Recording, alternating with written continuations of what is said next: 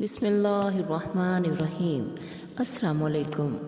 خواب میں بادام دیکھنے کی تعبیر۔ خواب میں بادام دیکھنا، بادام خریدنا، بادام فروخت کرنا یا فروخت کے لیے دینا، اس کی تعبیر یہ ہے کہ مال و عزت میں اضافہ ہوگا اور کسی ایسی جگہ سے دولت حاصل ہوگی کہ جس کا امکان ہی نہیں ہے، یعنی غیب سے دولت ملے گی۔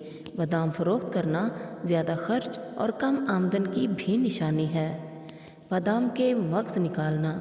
خواب میں بادام کے مغز نکالنا محنت سے روزی کمانے پر دلالت کرتی ہے، یعنی خواب دیکھنے والا محنت کرے گا تو اسے روزی مل جائے گی۔ بادام کا کہیں سے مل جانا۔ خواب میں مغز بادام کا کہیں سے مل جانا کسی عورت سے محبت کی دلیل ہے، یعنی خواب دیکھنے والے کو کسی عورت سے محبت ہو جائے گی۔ مغز بادام کا چھلکا اتارنا۔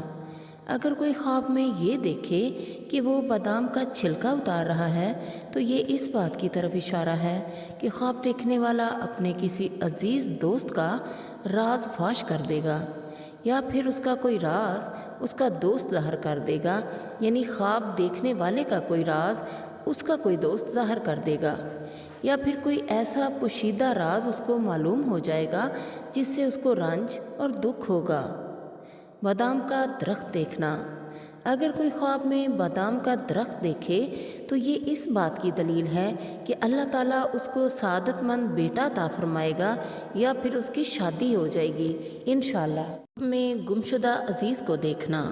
اگر کوئی خواب میں دیکھے کہ اس کا کوئی گمشدہ عزیز، واقف یا ملازم یا کوئی رشتہ دار واپس آ گیا ہے تو گمشدہ شخص فارغ البالی کی علامت ہے، خوشحالی کی علامت ہے جو واپس آئے گی اور صاحب خواب کے رکے ہوئے کام آسانی سے مکمل ہو جائیں گے۔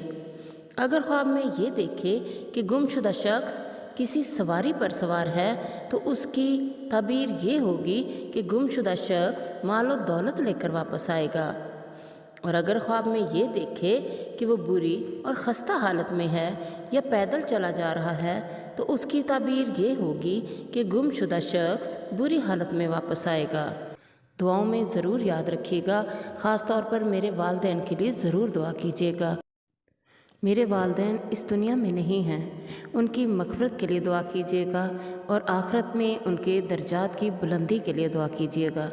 اللہ تعالیٰ سب کے ماں باپ کو جو اس دنیا میں نہیں ہیں اعلیٰ درجے دے، جنت میں ان کے تمام گناہ معاف کر دے، ان کے تمام عذاب ختم کر دے۔ اللہ تعالیٰ ہم سب پر راضی ہو جائے۔ دعاؤں میں ضرور یاد رکھیے گا۔ اللہ تعالیٰ آپ کا حامی ناصر ہو۔ اللہ حافظ۔